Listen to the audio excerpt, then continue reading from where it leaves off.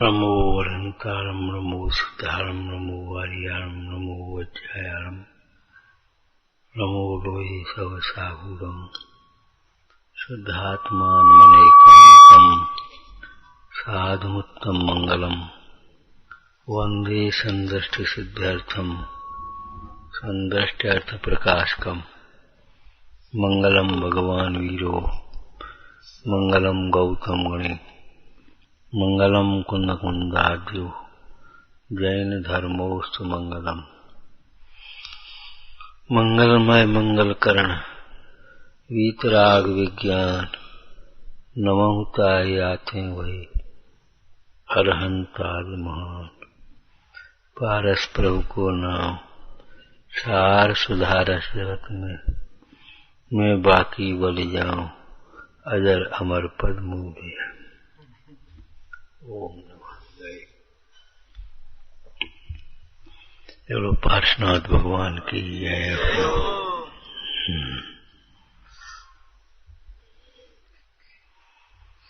भगवान आत्मा सहज कल्याण स्वरूप है, सदा कल्याण स्वरूप है। उस आत्म स्वरूप को भूल करके ही यह जीव अकल्याण में पड़ा है। दुख में अकल्याण में क्यों है कि ये जीव कल्याण स्वरूप भगवान आत्मा को भूला हुआ है।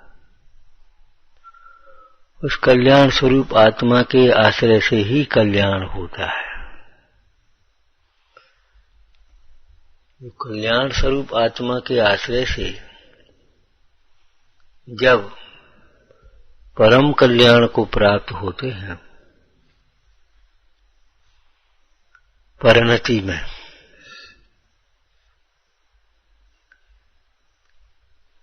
तब ऐसा भाव स्वयमेव होता है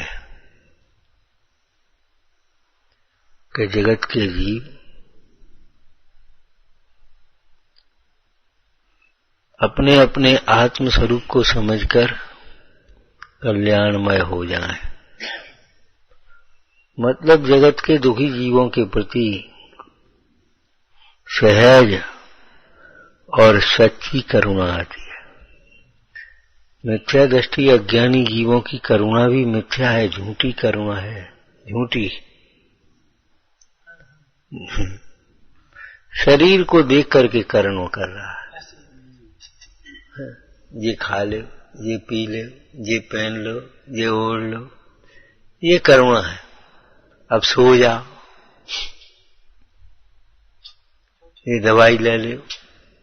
माने जगत के जीवों की, मोही जीवों की करुणा भी झूठी है।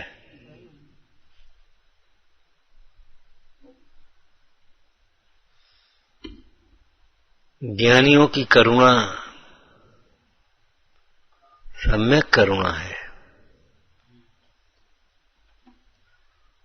इसीलिए दर्शन विशुद्धि के बिना 15 भावनाएं स्थूल रूप से जीव को हो भी जाए, कषायों की मंदता में, तो भी ये जीव तीर्थंकर प्रकृति को बांधने में समर्थ नहीं होता। तीर्थंकर नहीं हो पाएगा।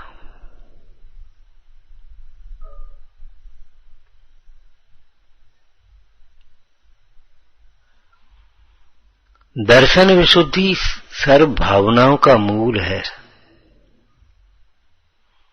दर्शन विशुद्धि का अर्थ होता है अभिप्राय की निर्मलता। दर्शन विशुद्धि का भाव क्या है? अभिप्राय की निर्मलता। अकेली निर्मलता तुम जैसा समझते वैसा नहीं, सम्यक बना, सम्यक अभिप्राय। अभिप्राय की निर्मलता। और जब अभिप्राय की निर्मलता होती है तब फिर परिणामों की भी निर्मलता होने लगती है। लीवर ठीक हो गया, पाचन संस्थान सुधर गया तो खून बनने लगा अपने आप, कमजोरी अपने आप दूर होने लगी, रोग जनित जो पीड़ाएं थी वो मिटने लगी। ऐसे ही अभिप्राय सम्यक हो तो परिणाम भी निर्मल होने लगते हैं, और परिणाम जब निर्मल होते हैं तब क्रिया भी निर्मल होती है।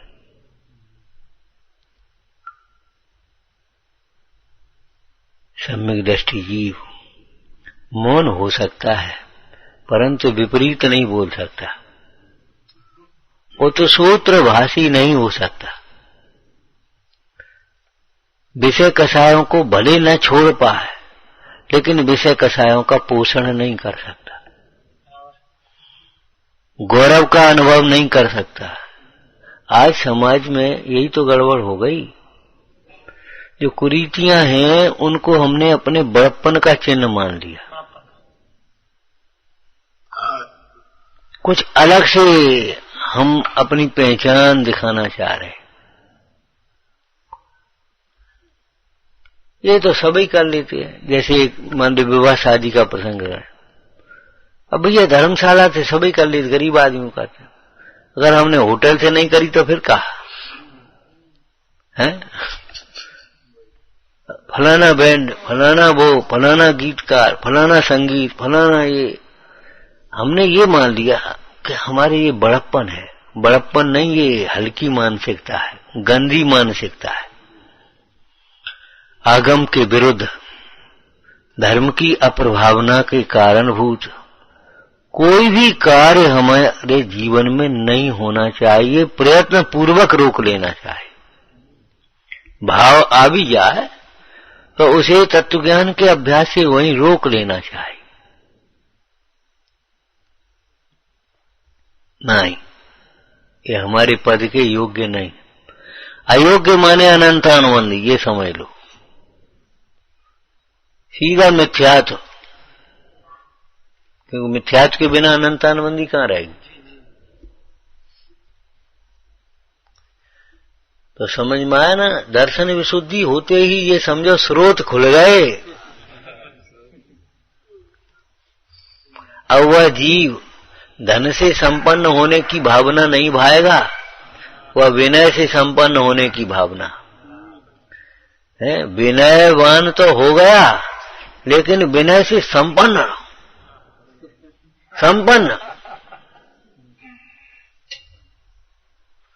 ये जीव मन समझता ही नहीं है विनय से संपन्नता कोई संपन्नता है। पैसा की संपन्नता को संपन्नता मानेगा, भैया वह तो विपन्नता है।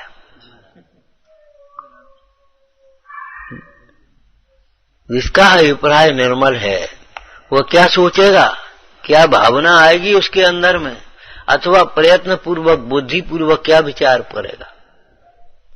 विनय संपन्नता, निरतिचार शील व्रत, क्या मतलब, हमारी परिणति विनय संपन्न हो। तात्पर्य विनय के विकल्प रूप नहीं, निर्विकल्प विनय भी होती है। हमारे द्वारा किसी की अभिनय न हो जाए, विराधना न हो जाए, किसी को हीन दृष्टि से मत देखो, विनय से संपन्न हो गया। विचार करो, बड़े आदमी का व्यवहार भी बड़ा ही होगा, बड़े जैसा होगा, वो सामान्य बात है। तो ज्ञानी का व्यवहार ज्ञानमय होगा भाई।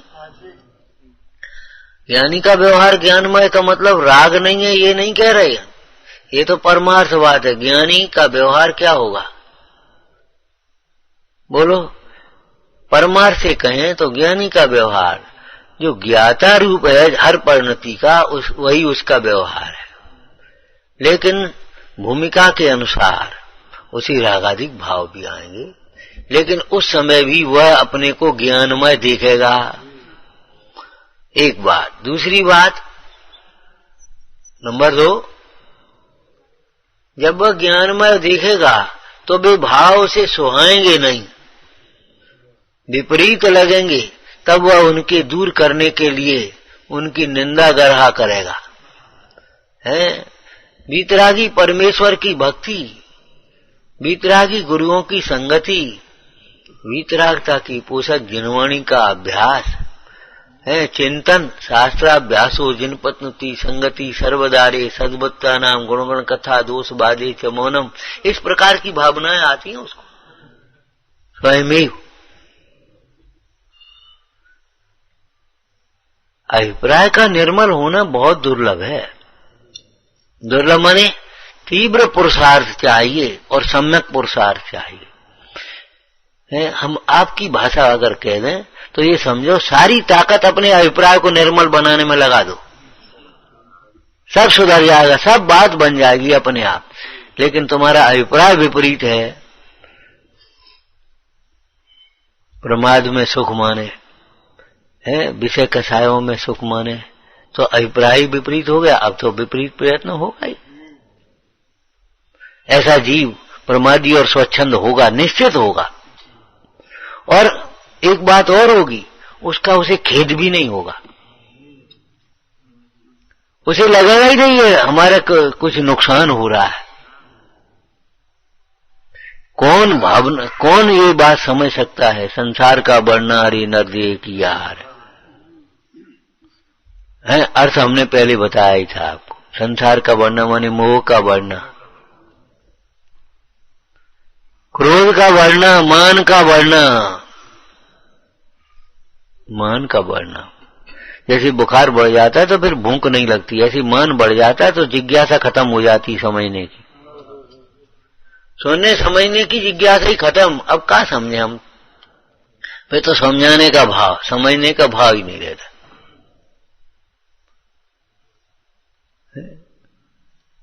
किसी कार्य को पूछ करके करने का भाव खत्म हो गया। कब पूछे? हम तो सिर्फ समझते ही।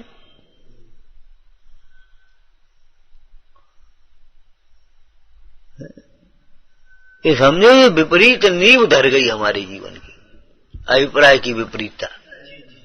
देखो, क्रिया की विपरीत क्रिया देख देख करके भी सुधारी जा सकती है। मोह की मंदता में क्रिया देख देख करके भी सुधारी जाए, लेकिन परिणाम देख देख करके नहीं, कुछ विचार कर करके सुधारा जाए। परिणाम कुछ विचार करके, भैया फिर इन परिणामों से नरक जाएंगे, तिर्यन जाएंगे, क्या फायदा होगा? इन परिणामों के फल को भोगना पड़ेगा हमें। आज हम किसी को कुछ नहीं समझेंगे, कल हमें कौन कोई कुछ, हमें कोई कुछ नहीं समझेगा। ऐसी हीन पर्यायों में पहुंच जाएंगे। आज हम नाक मुंह सिकोड़ेंगे तुम्हें देख करके, कल हमारी ऐसी दशा होगी, नाक मुंह सिकोड़ेंगे हमें देख करके।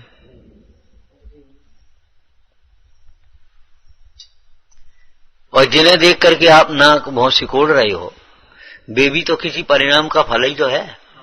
बताओ, वह उनकी जो दुर्दशा है वो किसी परिणाम का फल है।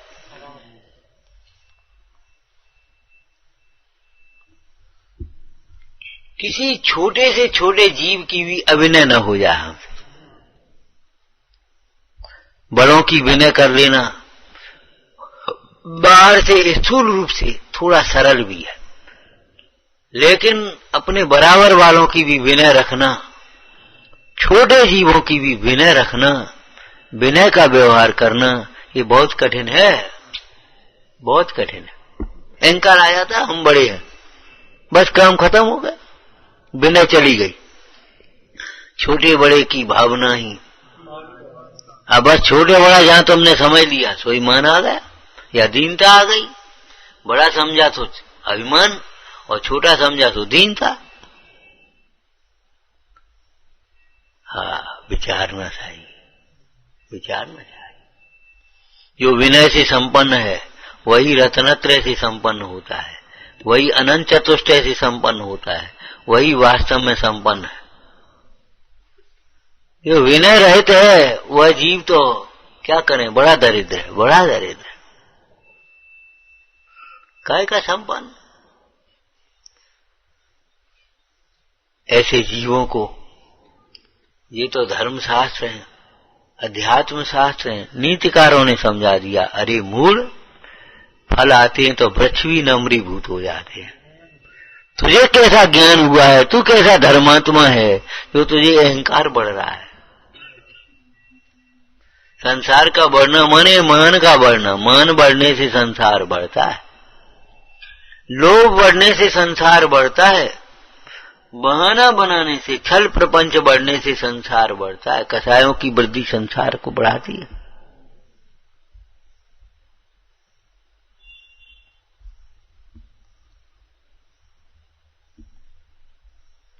बराबर ध्यान रखो, करिए सरल त्यों योग अपने, करिए सरल त्यों योग अपने। केवल झूठी सांची खुश करने की बातें नहीं है, गलती है। बड़ी जल्दी हमें हमारी गलती समझ में आ जाना चाहिए। और मूल ये हल्की फुल्की गलती नहीं, आज लेट हो गए, आज फलाना हो गया, आज हम आ नहीं पाए, आज हम कर नहीं पाए, आज नींद आ गई। अरे ये हल्की फुल्की गलतियां हैं, इनके भीतर क्या है तुम्हारा अभिप्राय? अब चल रहे क्या करने अपन को, अपन तो शांत ही। ये जो अभिप्राय है वो गलत है तुम्हारा। लौकिक में भी देखो अभिप्राय के अनुसार दंड मिलते हैं। क्यों? बचाने का अभिप्राय हो, सामने वाला मर भी जाए तो हिंसक नहीं कहलाता। लोक में चरणान योग पद्धति में संकल्पी हिंसा की अपेक्षा है, और उसे दंड भी नहीं मिलता। और मारने का अभिप्राय हो, न मर पाए तो भी उसे दंड मिलेगा। बोलो मिलेगा कि नहीं मिलेगा? एक बात। अब हम पीछे की फिर लौट रहे। मारने का अभिप्राय नहीं है जिसका और मर गया, दंड नहीं मिलेगा, लेकिन प्रतिक्रमण करेगा वो कि नहीं करेगा? खेद होगा उसे कि नहीं सज्जन होगा? ये कहने का मतलब है। अगर जिसे अपनी कसायों के प्रति खेद नहीं आता है वो पक्का मिथ्या दृष्टि है, गाढ़ मिथ्या दृष्टि है, जिसे अपनी कसायों पर, अपने दोषों पर खेद नहीं आता, रोना नहीं आता अपनी भूलों पर। गाढ़ मिथ्या दृष्टि समझ लेना, घोर।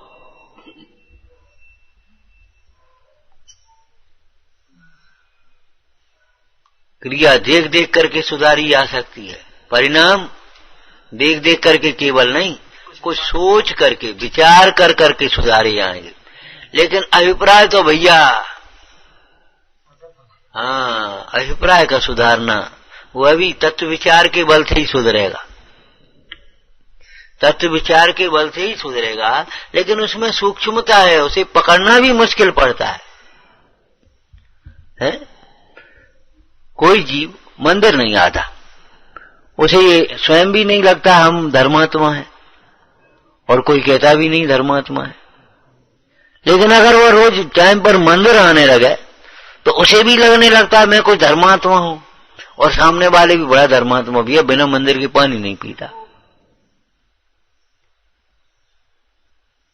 माने उसे भी वो स्वयं भी उसे लगने लगता है हम धर्मात्मा। क्यों? उसने धर्मात्मा का स्वरूप नहीं समझा।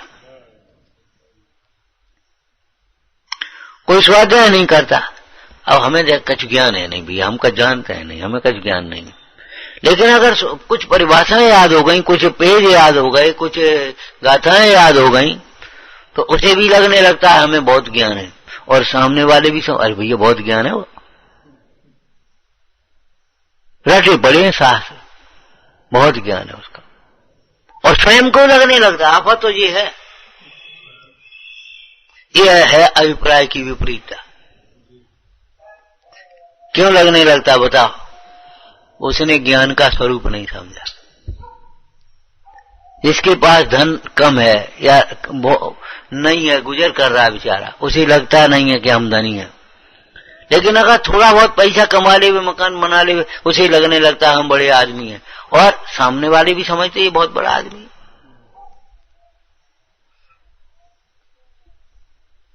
कितनी बार इनको चिंतन आता है इसमें परमाणु मात्र मेरा नहीं। बोलो, खड़े हो जाओ, इधर देखो, इधर देखो, इनमें कोई मेरी स्त्री नहीं है। बोलो सही है गलत है? सही है कि नहीं? तो ऐसे ही जब इधर तुम्हारा उपयोग जाए, देखो नहीं, देखो नहीं, अगर उपयोग चला जाए तो ये सोचो इनमें कोई मेरी स्त्री नहीं। मेरी स्त्री नहीं, इसका अर्थ समझते हो कुछ? बोलो, देखने लायक नहीं है, छूने लायक नहीं है, बातचीत करने लायक नहीं है, याद करने लायक की बात नहीं है, परोक्ष संभाषण करने लायक भी नहीं है। मेरी स्त्री नहीं है, इसका अर्थ समझ गए उसे?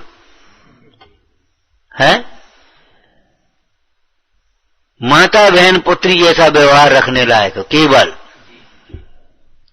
सो भी प्रयोजन परक है। दीदी दीदी दीदी कह करके हर वक्त घुसे मत रहना। हम क्या कह रहे, समझ रहे कि नहीं? प्रयोजन परक, जितना प्रयोजन हो उतना। अब जब सामने प्रयोजन होगा तो दीदी बोलोगे, बहन बोलोगे, बेटा बोलोगे, और क्या बोलोगे बताओ? प्रयोजन परक हल्का सा थोड़ा सा व्यवहार रखेंगे मर्यादा में, बाद बाकी बहन बहन करके दीदी दीदी करके भी हम घुसेंगे नहीं वहां। बोलो घुसेंगे? सील दूषित होगा कि नहीं होगा? अभिप्राय खोटा है कि नहीं तेरा? दिख जाना अलग बात है और देखने की वांछा होना काम।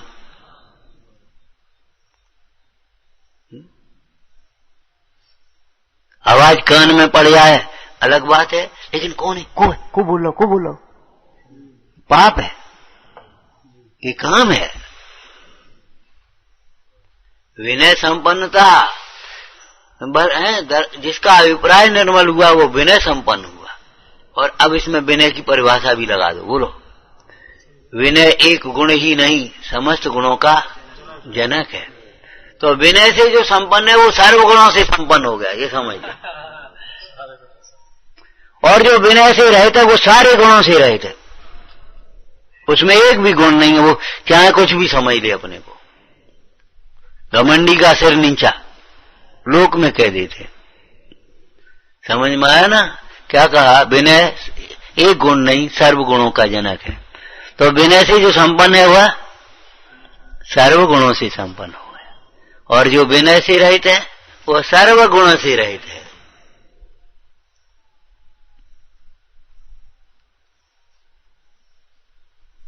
ऐसे अर्थ किया करो भैया, ऐसे घुसा करो भीतर, उस ज्ञान सिंधु में अवगाहन करो। ज्ञान सिंधु में गहरे अवगाहन, गहरे उतरना सीखो।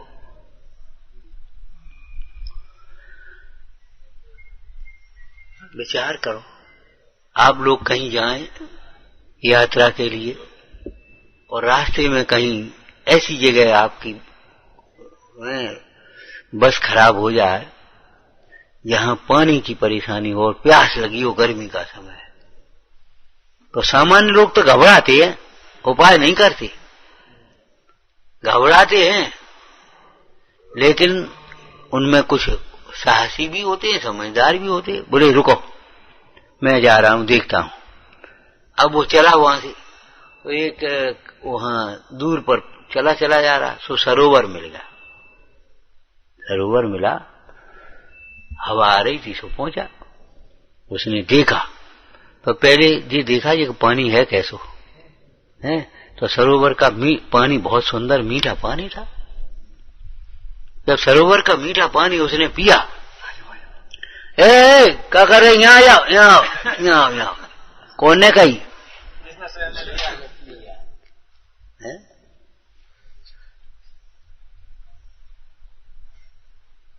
बोलो, ऐसे जिसने इस मरुस्थल में, संसार रूपी मरुस्थल में है, दुखी ही, स्वयं दुखी और सब दुखी, जिसने अपने चैतन्य रस का पान किया। ए भैया क्या कर रहे? मज्जंत निर्भरममी सम्मेव लोका आलोक मूर्छल शांत रसे समझता। यहाँ आनंद का सागर उछल रहा है, आओ आओ। जैसे तुम्हारे जिन मंदिर दर्शन में लिखा है पाठ में, हे सुख इच्छुक यहाँ आओ, दुख कारण पाप भगाओ, यहाँ खुद ही भाव बदलते, सब बहुविध पुण्य सुकरते। ऐसे ही आओ आओ आओ भाई। ये हिंदी के शब्द नहीं है, संस्कृत में भी है। एटा एटा यहाँ आओ, हम तुम्हें तुम्हारा पद बताते। तुम कहाँ सो रहे हो? जिसको अपना मान रहे हो भ्रम है, तुम्हारा अपना नहीं है। जिसमें सुख मान रहे हो भ्रम है, वो सुख नहीं है। जिससे तुम अपने को बड़ा मान रहे हो, बेटी लाइट हमारी उसे था, बस ऐसे समझ में आना। जिससे तुम बड़ा मान रहे हो उसे तुम्हारा बड़प्पन नहीं है, सादगी से तुम्हारा बड़प्पन है, सादगी से तुम्हारा बड़प्पन है, त्याग से तुम्हारा बड़प्पन है, विनय से तुम्हारा बड़प्पन है। जिनसे तुम बड़े मान रहे हो वो उससे बड़ापन नहीं है तुम्हारा, ये तुम्हारी अज्ञानता है। क्या भावना होती है? देखो भाई, शरीर का रहना न रहना अपने हाथ की बात तो है नहीं, संयोग का बदलना अपने हाथ की बात नहीं है। वर्तमान पुरुषार्थ है, कर्म के उदय के अनुसार सारे खेल चलते हैं। सुदसागर महाराज से बोलो क्या कहा था अकंपनाचार्य ने जब भी जा रहे थे प्रायश्चित लेकर के अपने सुदसागर। देखो, श्रुत ज्ञान की परीक्षा में तुम बहुत बार उत्तीर्ण हुए हो, हैं? परिभाषाएं तुम्हें याद है सब, लेकिन धर्म परिभाषा नहीं प्रयोग है, धर्म परिभाषा नहीं प्रयोग है। आज तुम्हारे ध्यान की परीक्षा है। शरीर का रहना न रहना कोई महत्व की बात नहीं है साधक के जीवन में। क्या कहा? साधक के जीवन में, ज्ञानी के जीवन में शरीर का रहना न रहना कोई महत्व की बात नहीं है। संयोग का रहना न रहना कोई विशेष बात नहीं है। ठीक है, संयोग है, उसका भी योग है, लेकिन समता बनी रहना चाहिए, समता बनी रहना चाहिए, एकाग्रता बनी रहना चाहिए। अरे धन्य है, देखो प्रायश्चित लेने जा रहे हैं, उस समय भी उन मंत्रियों के प्रति किंचित मात्र भी द्वेष परिणाम नहीं है। धन्य ये पार्श कुमार हैं जिन्हें 10 भावों में कमठ के प्रति द्वेष परिणाम नहीं आया। कमठ ने द्वेष किया, लेकिन पार्श कुमार के जीवन में किसी भाव में कहीं भी कमठ के प्रति, कमठ के जीव के प्रति द्वेष परिणाम नहीं। ये दुष्ट सर्प, ये दुष्ट अजगर, ये दुष्ट सिंह, ये दुष्ट भील, एक भी परिणाम में नहीं आया। बोलो कभी? हे भव्य जीवो, तुम भी इन पुराणों को पढ़ करके अपने मोहादिक भाव को ही दुष्ट समझना, बाहर में दुष्टता का भाव छोड़ देना।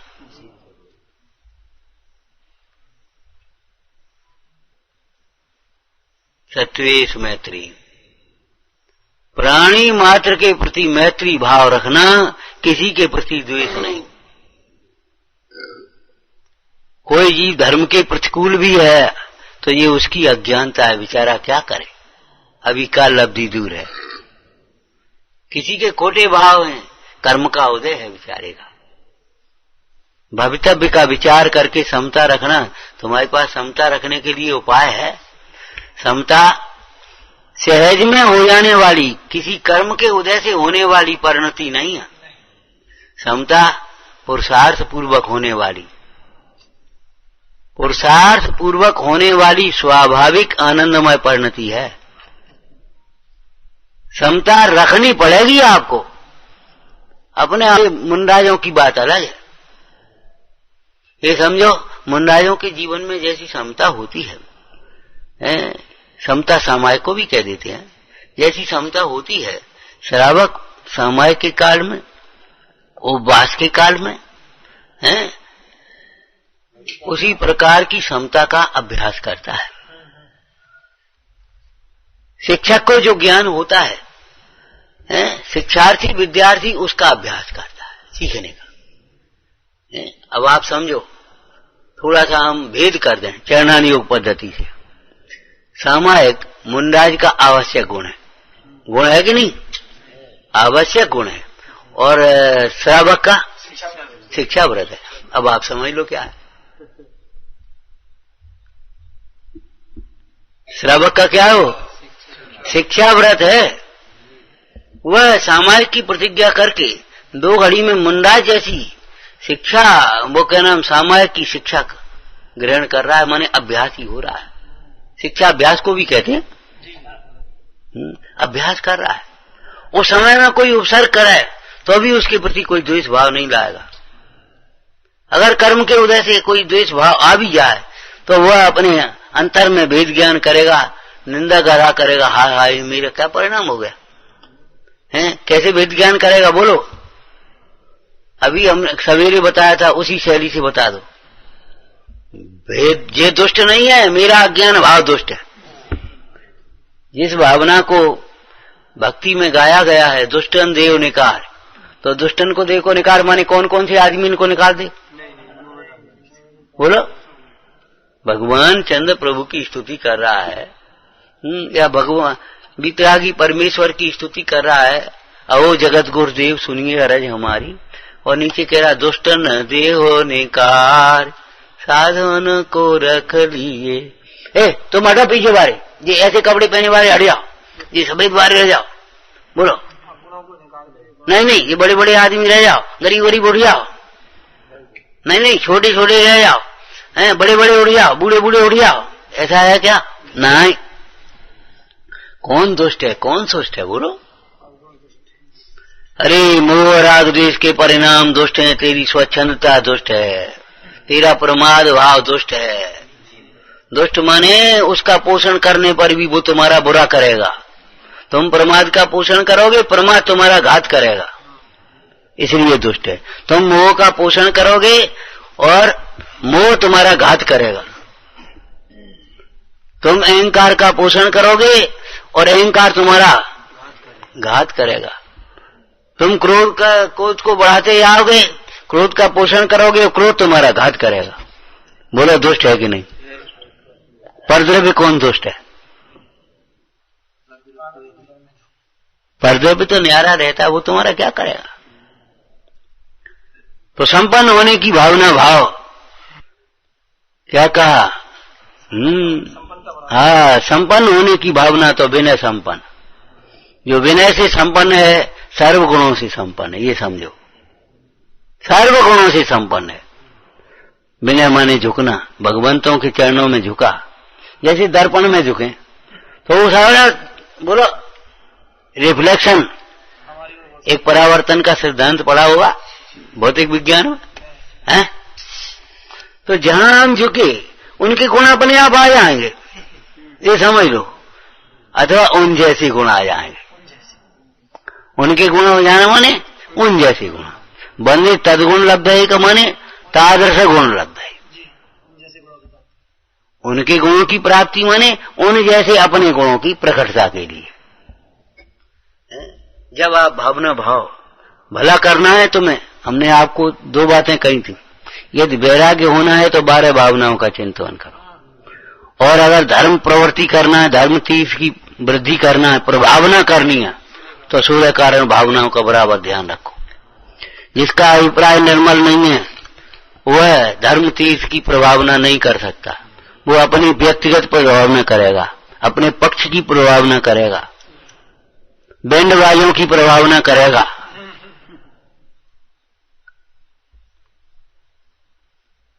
धर्म की प्रभावना, धर्म तीर्थ की प्रभावना, रत्नत्रय की प्रभावना कौन कर पाएगा? हैं? जिसका अभिप्राय सम्यक हुआ। अरे जिसने आत्मा देखा है, अपने को ही नहीं सब जीवों को, वो जीव आत्म धर्म की, जिन धर्म की प्रभावना कर सकता है। कहा बाकी याद होगा आपको, प्रभावना आराधक होकर के करो, प्रभावक होकर के नहीं, आराधक होकर के करो। अपने आराधना को गौण करके कुछ भी नहीं करने लायक है, ध्यान रखना। अपनी आराधना को छोड़ करके या गौण करके कुछ भी करने लायक नहीं है।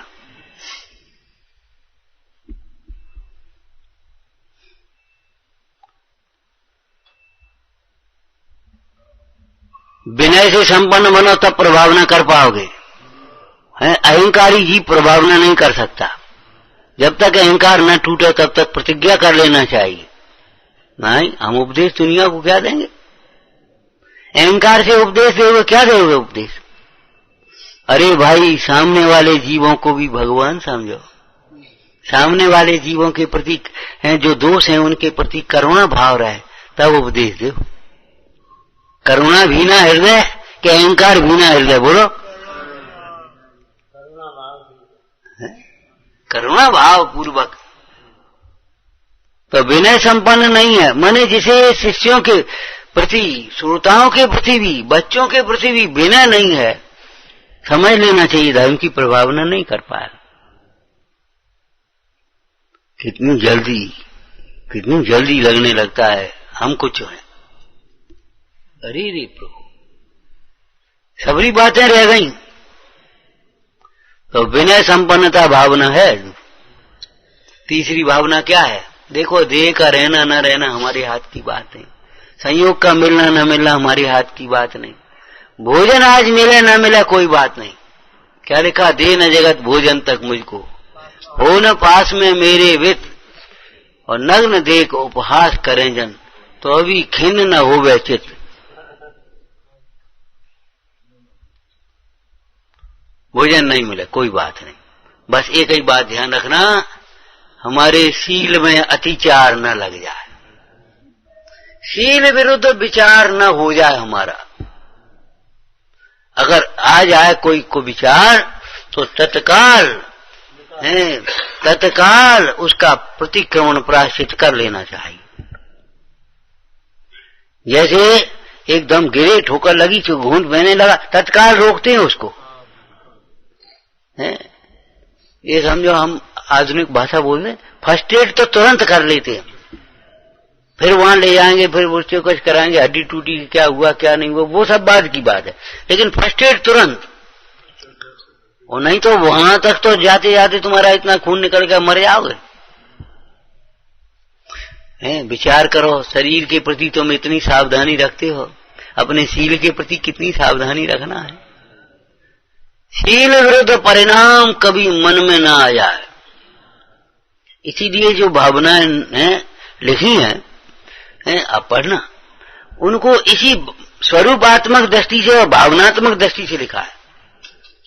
जैसे दर्शन विशुद्धि कैसे लिखी? पूजा में ही जयमाल पढ़ो, सम्यक दर्शन निर्दोष हो, शंका दे दोष लागे न को, रत्नत्रय प्रतिनित विनय रहे। है तो माने उस प्रकार की भावना भाते हुए आप गुणानुवाद करो।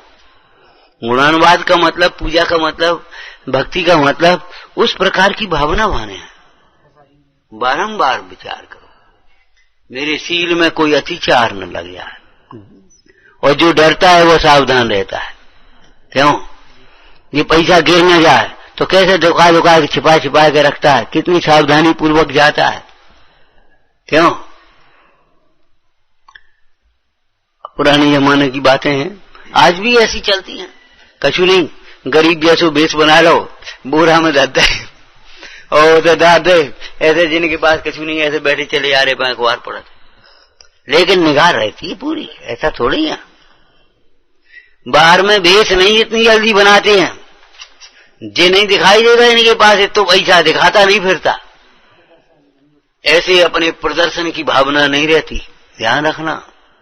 जैसे एक वाक्य पढ़ा होगा स्थूल शील का, स्थूल शील का बोलो, श्रृंगार का बाह्य प्रदर्शन शील के लिए कलंक है। श्रृंगार का बाह्य प्रदर्शन शील के लिए कलंक है, शील लुटता है वो। तो कैसी भावना भाई उन आनंद मंडराज ने जब वे पार्श्वनाथ हुए हैं, क्यों? हमारे शील में दूषण न लग गया। अब इसको अध्यात्म शैली में अर्थ करें तो कैसे करेंगे? बस इतना ही कर पा रहे, ठीक है ना? बोलो, हमारे स्वभाव विरुद्ध कोई परिणाम ना हो जाए। शील स्वभाव को कहते हैं, हमारे स्वभाव विरुद्ध कोई परिणाम ना आ जाए। स्थूल रूप से हमारे पद विरुद्ध कोई परिणाम ना आ जाए। कितनी निशंकता, कितना विश्वास अपने प्रति। महासती सीता जी कहते, अगर स्वप्न में भी हमारे राघव के अतिरिक्त अन्य में पति जैसा भाव हो गया हो, पति जैसा भाव माने पति जैसा देखने का भाव है, पति जैसा स्पर्शने का भाव है। उसको सबको एक शब्द में रमने का कह देते हैं। बाद बाकी 5 इंद्रियां रहती हैं पूरी की पूरी, वो अपना अपना काम करती हैं, स्पर्श रस गंध वर्ण शब्द है। तो पति जैसा अगर राग के अतिरिक्त अन्य किसी में मेरा स्वप्न में भी भाव हो गया हो तो अग्नि भस्म कर दे। अब समझो आप, अब हम इसको दूसरी चरणान योग की भाषा में बोल रहे हैं, सुना। यदि आत्मा जैसा भाव शरीर में संयोगों में किसी में कभी हो जाएगा तो भस्म हो जाएगा, ध्यान रखना। कसाय की अग्नि में भस्म हो जाएगा।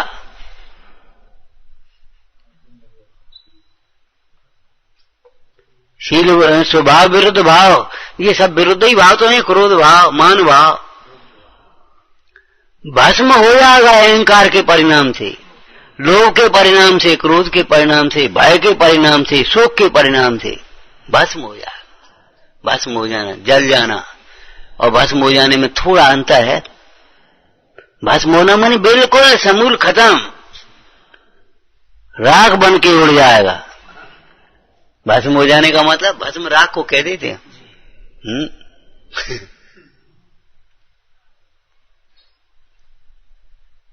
तब तो सीता जी ने कहा मेरा अगर राघव के अतिरिक्त अन्य में राघव जैसा भाव हुआ, भाई जैसा भाव तो हुआ है।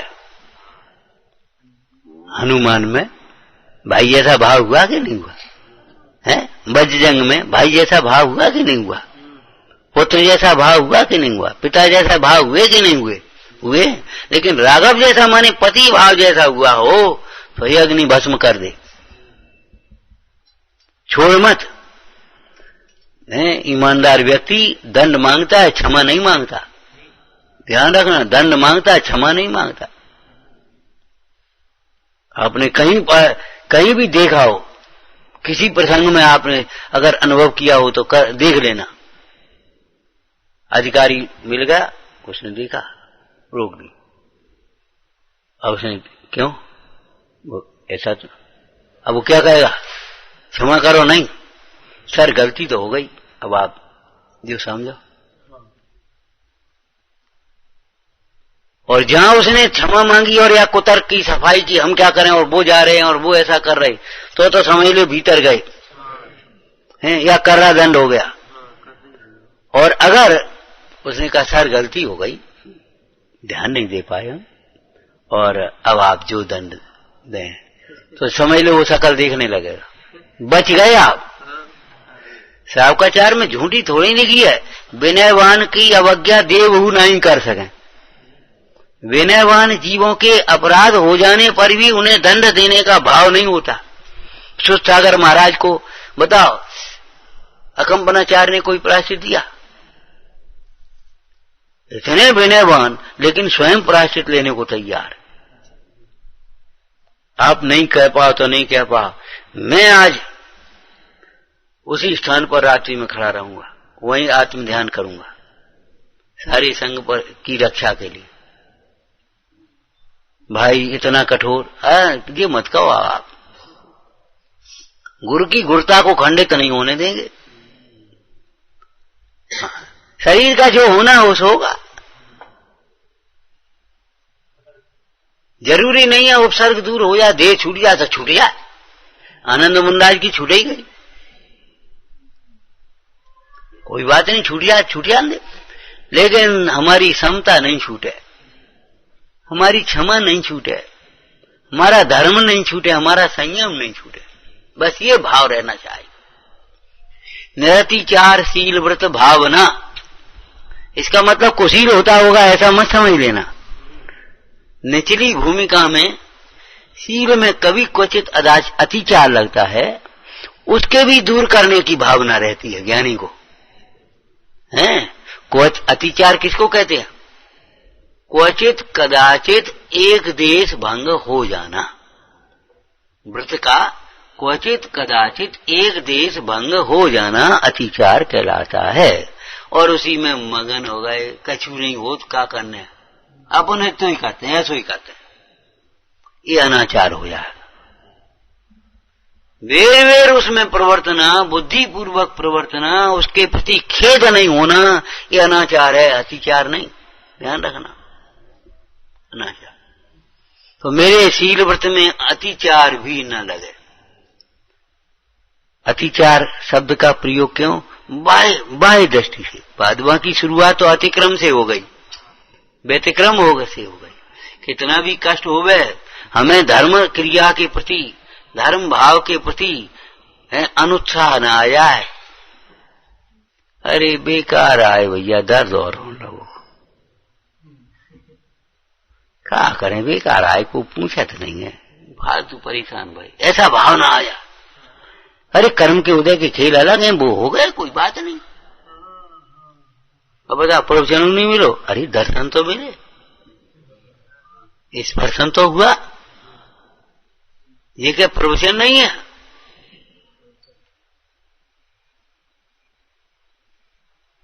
कौन से पुराण में लिखा है मुन्नाज के प्रवचन सुनने गए? बताओ। दर्शन करने गए, महाभाग्य था तो प्रवचन भी मिल गए, और नहीं मिले तो नहीं मिले, ध्यान में मग्न है, वही प्रवचन है। तुम भी आत्म ध्यान करो, पापों से विरक्त हो, परिग्रह को छोड़ो, अपनी ओर देखो। इतना तो प्रवचन हो रहा है, और का प्रवचन होने? ये चाय जैसी ओढ़क चढ़ गई, बस शब्दों को थोड़ा सा दो, बस प्रवचन हो, बस अब्बा में से का ग्रहण करो, का नहीं करो, ऐसे इस प्रकार की उपेक्षा बुद्धि मत रखो। समझ में आया ना? तो मेरे शील में अतिचार भी न लग पाए, मलिन परिणाम न हो, कभी भंग न हो। मेरा परिणाम मेरे स्वभाव से च्युत न हो जाए। ऐसी भावना वाला जीव, सब जीव इस भगवान के मार्ग को प्राप्त करके आनंदित हो गए हैं, ऐसी भावना भाता है, तब तीर्थंकर प्रकृतियां बनती हैं। शेष भावनाओं का विचार करना।